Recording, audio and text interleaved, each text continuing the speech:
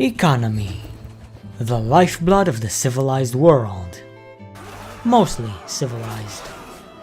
Many people choose to ignore it in Bannerlord, and I don't blame them because let's face it, trading can get boring. Just an endless grind of finding a supply town, buying cheap wares and selling them for profit, and for what? 50,000 dinars tops? Screw that, it's much easier to hunt bandits or minor factions or even lords if you have the balls for it and loot their fallen soldiers to sell their gear on the black market. Or you can do smithing. Buy a few cheap daggers and a bit of wood, refine some charcoal, smelt the daggers into iron and steel, and forge until you unlock a javelin design or a pointed falchion, then craft those weapons endlessly and sell each of them for 100,000 each, earning millions in the fraction of the time it takes you to do one trade that would pay 50k. But my question to that whole mindset is, what do you do with all that money? You see, the biggest misconception people have about trade is that it's done for the sole purpose of profit, and you know, I take a share of the blame for causing that misunderstanding. My basic trade guide has the title, How to Make Lots of Money, and my advanced trade guide has this thumbnail which suggests there's a lot of money involved in trading. There is, but you don't get to keep all of it. You gotta constantly spend that gold on cheap goods to sell them for profit, or you have to invest into businesses, such as workshops or caravans, to boost your daily income by several thousand dinars. When compared to combat, trading isn't as fun, and when compared to smithing, it's not as profitable. So why do we trade? This will be the first of the many questions I will answer today. Welcome to my expert trade guide. I am your host, Halcylion, and I hope the knowledge I share today brings you a new perspective on how you can play this amazing game. Let's begin by answering the first question. The sole reason we trade is to obtain this perk. Everything has a price. There's a myriad better ways to earn coin in Calradia, but nothing compares to the ability to just buy a town from a friendly lord, or sell him a castle you just besieged. I needed this ability 10 years ago, back when I was playing Warband, and I am not about to let 225 levels of trade stand between me and the key to the Empire. If you haven't watched my Trader Stories series, I've extensively demonstrated the many applications of this perk, but don't you worry, I'll tell you everything about it towards the end of the video. For now, I want to share my knowledge of commerce so that you too may enjoy this great ability. But do you need that perk? Do you have to trade?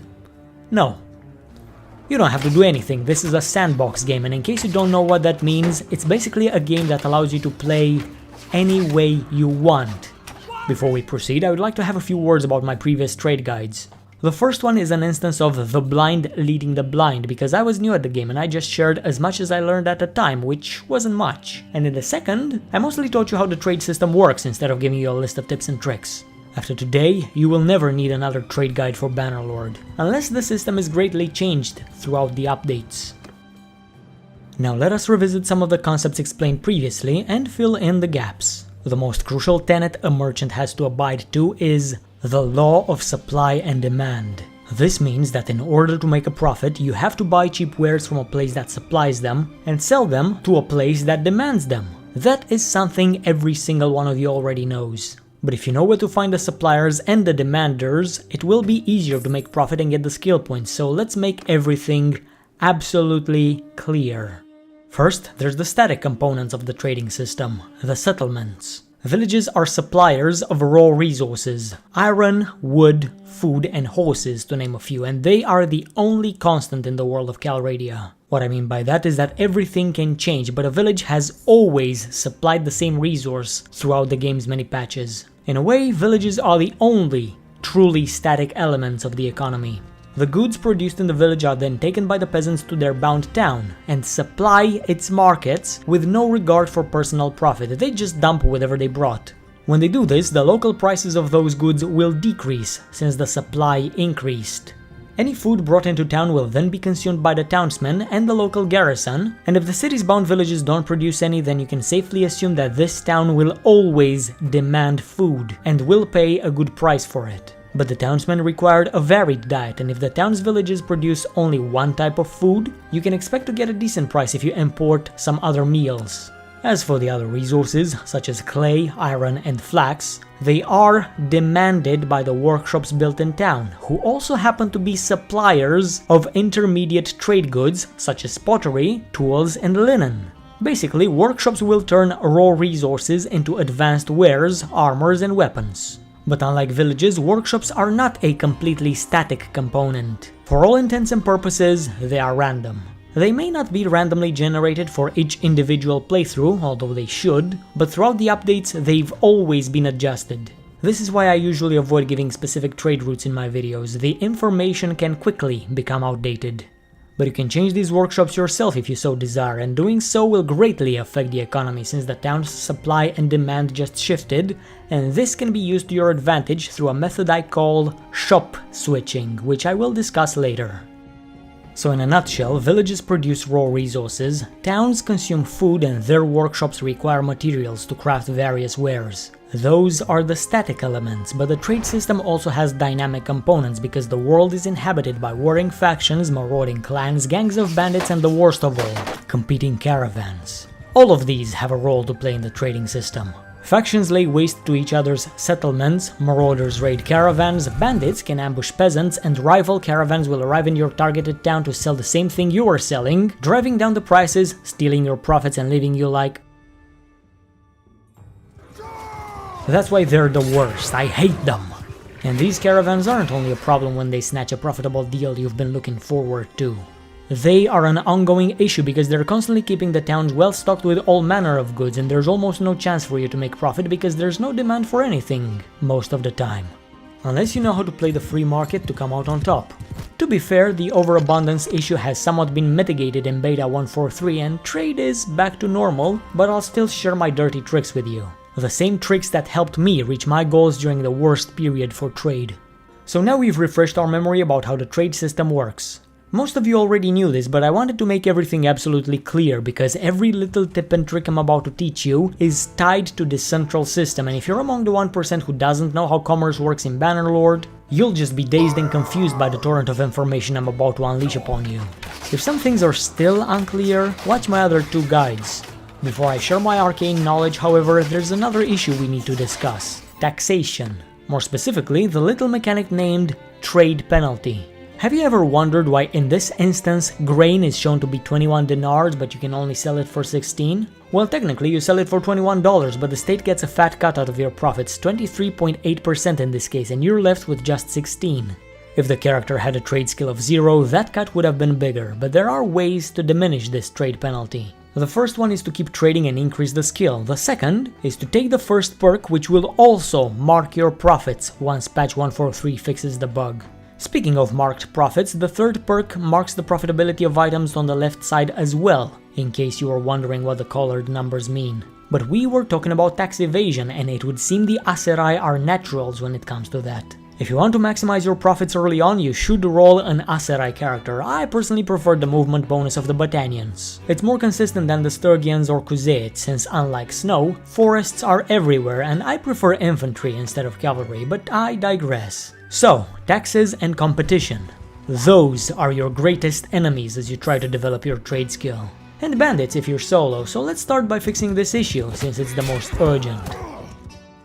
Early on, when you're dirt poor, you cannot afford to pay elite mercenaries to guard your convoy. You don't even have a convoy, so your first priority is to hire 20 Imperial recruits into your party and obtain some beasts of burden to carry your goods from town to town. You can buy mules or sumpter horses, but those are currently way over budget. Your best bet is to wait for a group of villagers to arrive in town, sell their produce and approach them on their return trip. If you offer to buy whatever they carry, you can get some cheap workhorses for 10 to 50 dinars each, depending on the region. And then you can start trading using the knowledge I've already given you in the previous 2 guides. But wouldn't trade go much better if you had more money? Here's another trick I use when I just start a new campaign to get a leg up. I access my civilian outfit and I sell my weapon and my shoes. Some extra 500 Deutschmarks are pretty good early on. And if the local weapons dealer has a spear or lance in stock, I buy it and sell my starter weapon. I also purchase myself a faster horse because mobility is the key to survival in low-level encounters. And then I trade for a while until I get a nice 10,000 dinars. This is what I consider to be a healthy balance. Once you're at 10k, never go below 1,000, and once you get more money, try to maintain your finances above this line. Doing so will save you a lot of grief. Anyway, selling the axe and the boots, quite a hustler move, ain't it? What if I told you I have more? These next trade tricks are what I call hustles, and they will not earn you any skill points, but they will help you get a nice amount of money so that you may establish your convoy faster. Hustling becomes obsolete by mid-game, but early on I've personally found it invaluable. The first of these hustles involves buying a lot of workhorses from villagers, paying no more than 20 dinars for each beast. Once you have a few, you can slaughter them for 2 batches of meat per animal. Meat can be sold for about 25 dinars each, so you spent 20 rupees and got 50 back. This works exceptionally well if you buy the workhorses from Aserai villagers, because they tend to sell them for 10 to 15 rubles each. And you can take this hustle one step further and identify a town that pays a good price for the meat, so you can get an even greater return.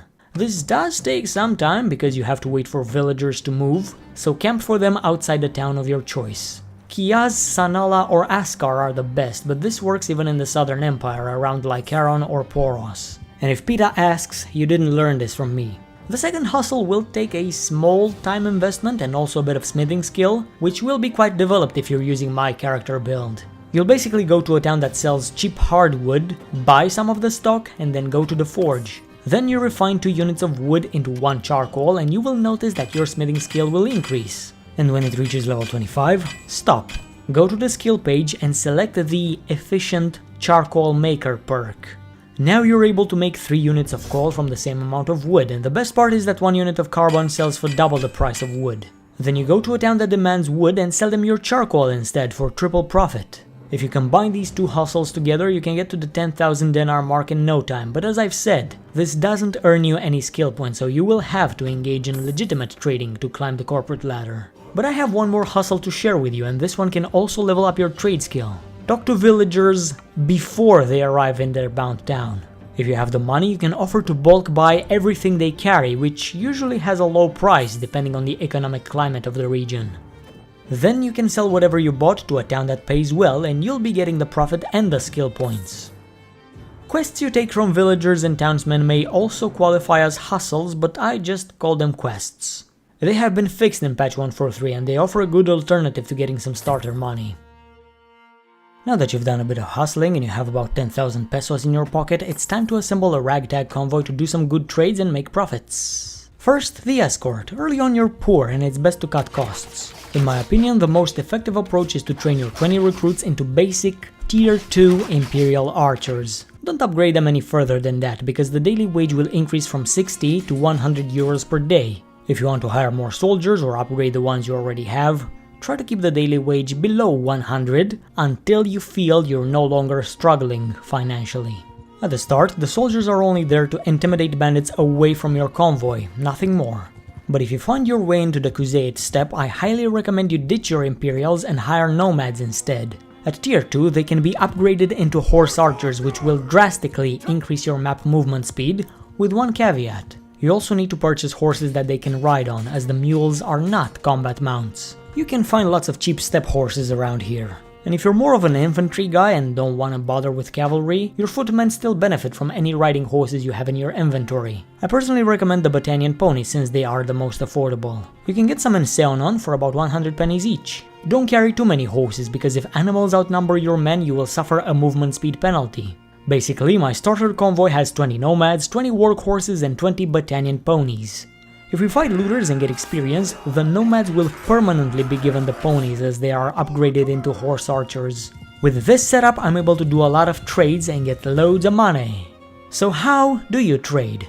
In a nutshell, you respect the rule of buying low and selling high, but there's a lot more factors to consider. First and foremost, you only make profit when you sell your goods into a city.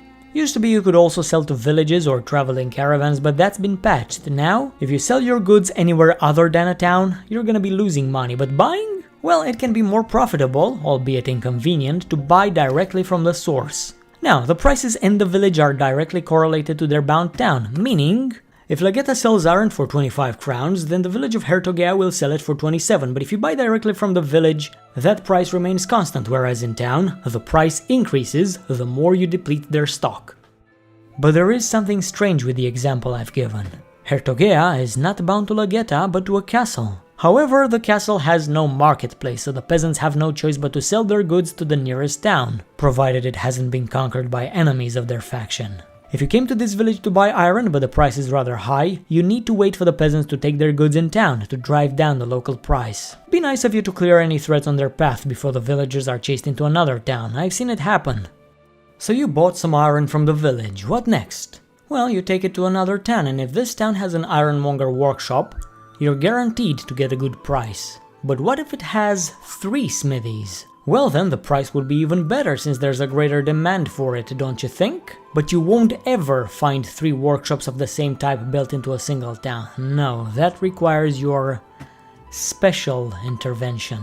I call this next trade tactic shop switching, but to explain it, I'm gonna need to paint a bigger picture. Let us return to Lageta for a moment and use it as an example. Its surrounding villages produce iron, wood, olives, and sheep. And let's say for argument's sake that the workshops built in this town are a wool weavery, an oil press, and a smithy. All of those are profitable workshops that offer a very balanced economy for the city of Lageta. But a balanced economy is not a merchant's friend. Those workshops demand olives, wool, and iron, but because these materials are produced locally, you won't make a profit by bringing them from somewhere else. That's not something you can change. But because the workshops consume olives, wool, and iron, you cannot expect to buy them for a cheap price. The law of supply and demand is a bitch, ain't it? On the bright side, you'll be able to get a decent price when buying oil and tools, but what if you could actually eliminate the demand for those 3 locally produced materials and instead create a demand for something else that you can import for a large profit? That is where shop switching comes in. In order to perform this maneuver, you will need to have at least 20,000 pounds in your bank account, and initially, you will waste about 7,000. I consider that 7,000 to be a worthy investment for my trade skill. The first thing to consider before you do shop switching is what raw materials are not produced locally. None of the nearby villages produce any flax, grapes, or clay, which means I could change the local workshops into linen weaveries, wine presses, or pottery shops. Pick only one of those. Now go to the oil press, talk to the shop worker, purchase the workshop, change it into a linen weavery, and then finalize the deal. Immediately after, tell the worker to sell. Then go to the wool weavery and repeat this move, and finally, walk to the smithy and turn it into the 3rd linen weavery. The key is to build 3 workshops of the same type in the town you're trying to destabilize. Remember to sell these workshops, they're not actually profitable. Because there's 3 of them in the same town, they are competing for resources and customers. Now you've taken the law of supply and demand and made it your bitch. This same town that once had a stable economy now supplies cheap olives, wool, iron, and linen, and demands a lot of flax, which can be bought from down south and then sold for a large profit. Is this good for the people of the town? Fuck no, but it's good for your wallet. You've made them dependent on the shit you're selling, and this is all that matters. This is not much different from what all these foreign investors are doing to my country's economy, but I'll leave the social commentary for another time. Again, the important thing to understand about shop switching is that you have to build 3 identical workshops into a town whose villages don't produce the materials needed by them. As an example, a smithy needs to be supplied with iron and hardwood, and it will produce tools. But I'm not here to tell you things you can find out on your own, just ask the artisans which resources are required by each workshop. With that said, however, I have noticed that some workshops also require manufactured goods. Now I may be completely wrong here, but I think wineries require pottery, velvet weaveries need oil, and the carpenter must be supplied with tools. This is just an observation, not a fact. Use it with caution. Also, I don't recommend you do shop switching into every single town. Choose one zone to destabilize and leave the rest of the cities alone. You need some stability in the world, and there's no telling what happens if you destabilize the entire continent. By now you should have full understanding about how each of the trading mechanics works, but we're not done yet. I still have some tips to share, so let's start by revisiting some of the concepts explored in my previous tutorials. Local trading, target trading, trail trading, money printer mode, and so on. Out of all of these, money printer mode, also called global trading, is the most consistent way to increase your skill, but it only becomes accessible to you once you have a large convoy and over 100,000 shekels. Ideally, you also have workshops and caravans earning you a passive income, because running the money printer takes a long time. You also need a trade level of 75 and these 2 perks unlocked, otherwise, global trading is a chore, as you would have to remember the exact price you paid for each of the 30 goods you're transporting to make sure you're not losing any profit. But the problem is, until patch 143, the profits were not marked on our side of the trading interface, and I needed to find workarounds to still make the money printer work, and in some cases, I even had to abandon it for an even better alternative. Getting the trade skill to level 225 took a fair amount of effort, so here's what I've done. Before the third perk, none of my profits were marked, not on my side, not on the trader's side, so I used what I refer to as the golden rule to quickly identify viable trade goods. If you've watched my previous guides, you already know what the golden rule is, but a few things have changed since then and I would like to make them clear. To put it simply, the golden rule was to buy an item marked by a green color, which would indicate a below average price, and only sell it when it's red, which indicates it's above the average price. This average price used to be a fixed value, but since patch 1.4 or 1.3, I don't know exactly, doesn't matter, the average price fluctuates with the market, which makes it easier for you to make profits as long as you follow the golden rule. But the golden rule is not infallible. There was a point when you couldn't rely on it because of a bug, so I had to develop myself another rule. So I examined the markets and tried to determine the average price for each item all by myself. Then I made a little notebook and I wrote down each value. 10 dinars for grain, 35 for iron, 70 for oil, and so on. As I walked into each town, I would buy any goods that were below my marked price, and I would sell whichever was above it. This way, I always made a profit, however small.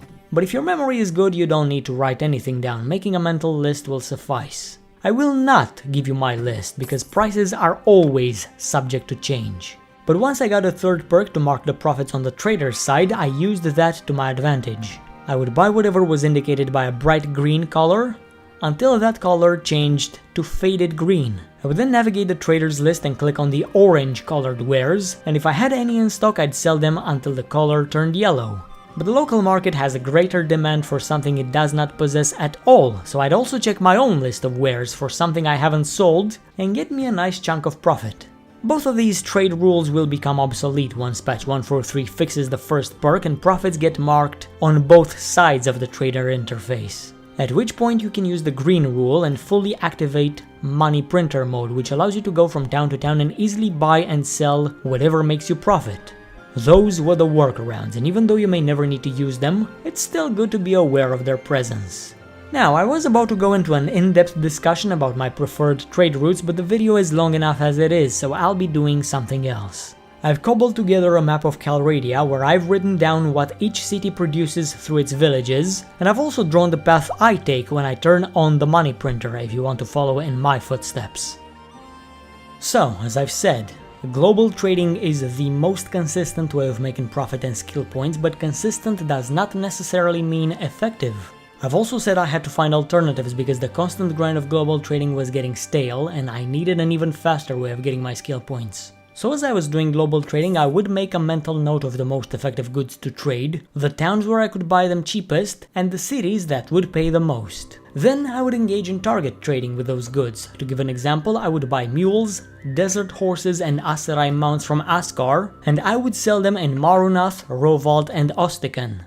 That doesn't mean my money printer shenanigans were completely ignored, because in between Askar and Ostican, there's a lot of towns, so I'd also stock up on everything that was cheap and I would pass through every town in between, buying and selling for profit. This is what I've previously called trail trading. Under normal circumstances, this is the fastest method of developing your trade skill, and you can be even more efficient once you identify what I like to call supply towns and consumer towns. Those titles are quite self-explanatory, but I don't want any misunderstanding, so let me detail what they are. A supply town is one that produces lots of cheap goods through its villages and workshops. Some notable examples include Seonon, which is my favorite, Askar, which is objectively the best, and Tial. You walk into any of these, you can expect to spend at least 20,000 on super cheap wares, which will bring you a large profit. As for consumer towns, well, these usually pay top dollar for a large amount of goods. In a way, most towns are consumer towns, and I won't give any specific examples because you can never predict what a town will buy. You only know what a town produces locally and you'll have to deduce what it needs imported. You can even influence its demand through shop switching. Consumer towns may also manufacture a few goods, but their production isn't even comparable to that of supply towns, obviously. But the best consumer towns will always be the ones that were just under siege. The longer the siege, the better. When I was talking about alternatives to global trading, this is what I was referring to, so let me go in deep. War is a nasty business, one that you can profit from. When nations go to war, villages get raided, their production pauses, supplies dwindle and prices soar. But the best event you can hope for is arriving in a town that is under siege. You can try to predict where sieges are going to happen with the help of your encyclopedia. Look at each faction, and if one of them is at war with another, visit the towns on their borders. If large armies pass near, then they are most likely planning a siege, so follow them around. When the siege begins, if you already have a full inventory, all you have to do is wait. And if the siege drags on, the city will run out of supplies because neither villagers nor caravans can pass through the siege lines to sell their goods. But you are patient, you will wait, and as soon as the siege is over, you head in the city with a caravan full of goodies that the townsmen will gladly purchase at an exorbitant price because you arrived before any other supplier. Thoros of Mir was the first through the breach during the siege of Pike, and you will be the first through the gates of a town after the siege concludes. Sir Davos, but on land. If you've emptied a city's treasury and you still have a lot of goods to sell, you can take this one step further and wait in a town for a couple of days. Because the town has no money, other caravans won't stop by to sell their goods here, which leaves you the sole supplier of this town until you either run out of wares or the supply stabilizes. But what if you want to take this even further than that? You can, but you will need to either lead an army or assemble an elite war party that can lay siege all by itself. You can do this independently, but it's faster to join another faction as a vassal, gain influence and then summon other lords into your army. Assuming you've already stocked up on goods from your favorite supply town, you can take this army and lay siege to an enemy town. You should drag the siege on for a few days, and when you're ready, begin the assault, storm the walls, seize the town, and sell everything you've brought for an immense profit. Enjoy the skill points. But if you are the king of your own faction, you probably already have your trade skill at 225, but you can still use this tactic to gain skill points and work towards Mercenary Trader for an extra 15 men in your warband. And because you have the anti-penultimate perk, you should order some militia to be trained, leave behind a skeleton crew in the town's garrison, and sell your newly captured city to a friendly lord for over 1,000,000 denars. See, trade still has the largest payouts. But what I've just described is an advanced corporate tactic, and I'm not done sharing the simple things yet. So let's go back to the part where you're just a simple merchant who is trying his hardest to develop the trade skill to 225. You cannot siege a town just yet, you don't have the means, so you have to find towns that are being attacked by the bigger lords. You can wander on the borders of warring factions and follow their armies around. You can keep an eye out for this icon and rush towards it, or you can pay attention to the event log as you do regular trading, and when you see that the city is being attacked, drop everything you are doing and go there immediately, if it's not too far. But sometimes the nobles of the land refuse to do their sacred duty and instead make peace with each other. So you can't always rely on unstable economies and besieged towns to turn a profit, which is where my other tips come in. If you feel global trading is too slow, you need to establish some trade routes. Targeted trading is nice, but it's even better when you know what cities to target. So if you're going to fully immerse yourself in the merchant lifestyle, grab a notebook and a pen and start writing. Start writing what, you may ask? Trade rumors. Not just any trade rumors, but the ones specifically given to you by other caravans. So wait in town for a few days, and when you see a caravan about to enter, ask it about the markets. The caravan master will usually tell you about one item, the town where he's bought it from, the price he paid, the city where he's selling it, and the expected sale price. If you start writing down this information, you will quickly develop some trade routes that are guaranteed to make you profits. But if you're not a fan of long-term planning and you prefer to live in the moment, you can obtain trade rumors through other means. You can talk to townsmen about what local goods you can buy and which neighboring town will bring you the most profit. You can mark rumors yourself by visiting each town, and if you have one of these two perks, your businesses will automatically gather trade rumors to aid in your efforts. Don't rely on them, however, because rumors are temporary, semi-accurate bits of information. But if you're buying something in town A with the expectation to get a certain price in town B, and that price happens to be lower than you expected, there is something you can still do to make a profit. You can wait in town until you see a caravan approaching. Before the competition passes through the gate and snatches your deals, check the market. Logically, the price of the item you are trying to sell should have increased because nobody else sold it in the meantime. Waiting like this can be a bit time consuming and not as effective as other trade tactics, but it could serve you well. I personally just move on to the next town. Alright, these were pretty much all the trade tips I have learned in my 400 hours of playing this game. Maybe there is something I'm missing, but that is improbable. So why did we go through all this trouble? For this perk. Now, if trading worked as advertised, you would not need to go through all this effort because you're supposed to earn skill points as your caravans are traveling the world, making you profits, and logically, if you have 5 caravans trading in your stead, the skill points should roll in constantly. But that part of the skill is currently bugged, and in order to obtain the perk, you have to grind the skill points yourself. It takes a lot of patience and perseverance to see it through, but once you obtain this perk, you will basically have the red carpet to the throne of Calradia rolled before you. I will tell you about all the wonderful applications of this perk, but before we do, let's wrap up the few trade tricks I forgot to share. Throughout my previous guides, I kept advertising caravans as the best passive moneymaker in Calradia, and I've even stated that your companions are more useful making you money than marching in your warband, and that cannot be further from the truth. Don't get me wrong, investing into caravans can be a good way to supplement your daily income, but once you reach clan tier 4, most of your companions should be recalled. Engineers, scouts and surgeons should be given appropriate roles within your party to increase your effectiveness, while leaders, tacticians and stewards should be sent to lead their own warbands. In fact, as soon as your clan reaches tier 2, you should send one of your companions to lead his own warband. As his party eliminates bandits, your relation with the locals will increase. For some unknown reason, that does not happen when you kill the bandits yourself. In my Trader Stories playthrough, I regret choosing the perks to improve the effectiveness of my caravans because by late game I was forced to recall all of my companions to give them other jobs, so those perks are now wasted. I should have focused on workshops, which are a more stable investment, albeit with a lower return. Who knows, maybe as the game progresses the caravans will be more effective and the perks will be worth it, but in the game's current state, they're only useful during the mid-game. But don't do everything I tell you to. If you like running caravans, do it. They can earn you anywhere from 200 to 2000 dinars per day each, so they're not too shabby.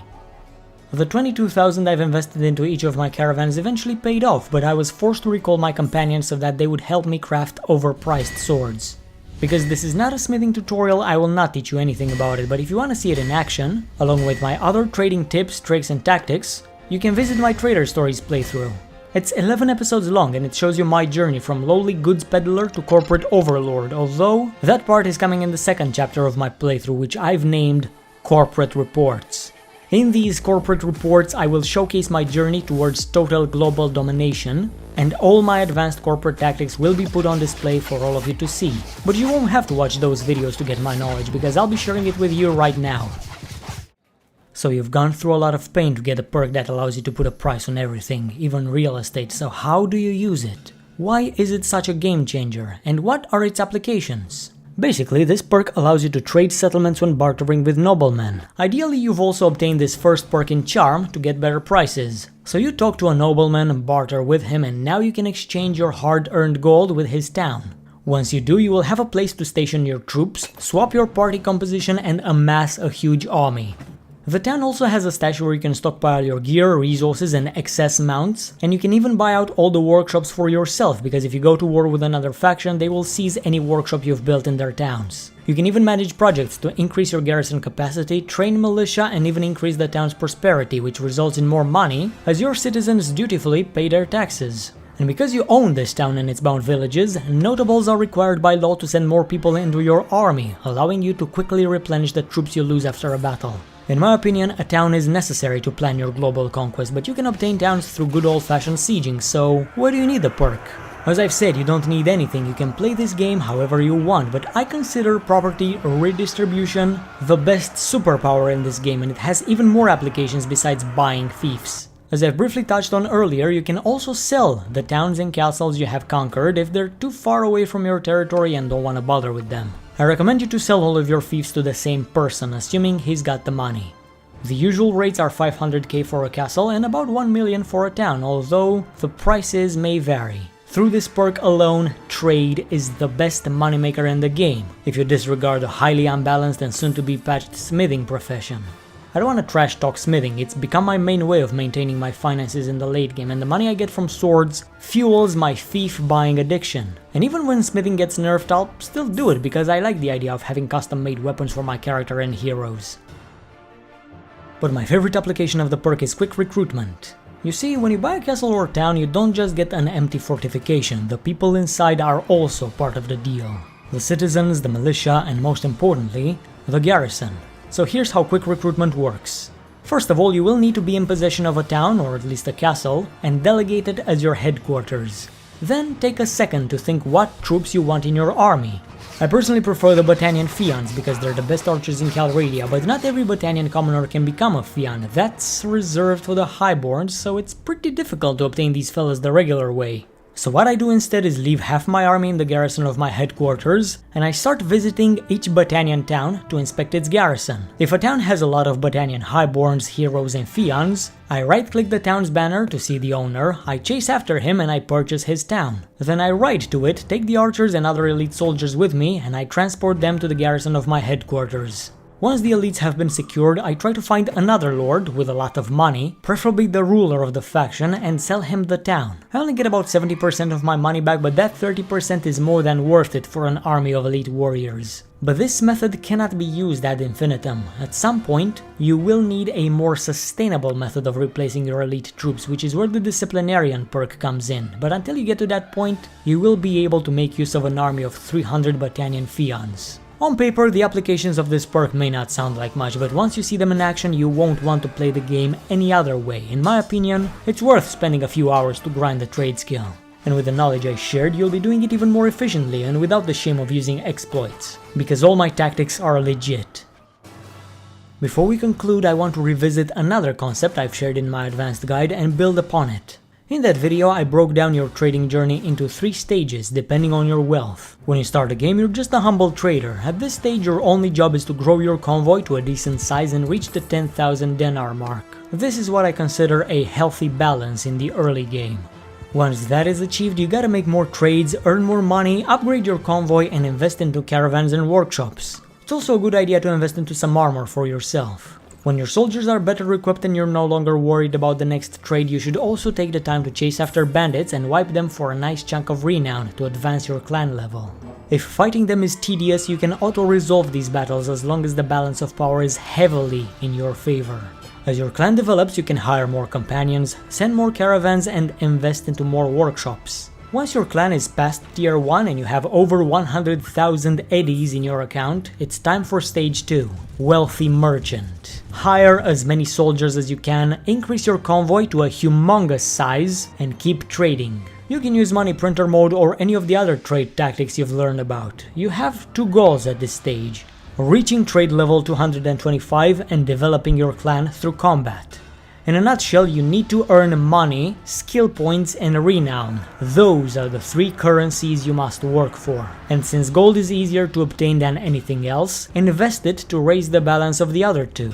I don't care what you do at this stage, I've already given you plenty of options, use them at your discretion. But there is one thing I constantly overlook at this stage: buying enough horses for all of my men, so don't make the same mistake. The speed is worth the investment. In your hunt for renown, you may be forced to declare war on larger factions, and if you find yourself winning the battles, it's in your best interest to release the enemy lords afterwards. Doing so increases your charm and makes other clans more willing to join your kingdom once your clan reaches tier 4. But you'll probably unlock the perk way before you can found your kingdom, and when your skill is 225, you've arrived at the corporate stage, which is your endgame. As a corporate, you're less concerned with trading and more concerned with expansion. Buy yourself a town with the money you've earned, hire soldiers by buying out the towns they're stationed at, expand your army and get ready. When you feel prepared, it's time to get more renown by starting a war with a faction you think you can handle.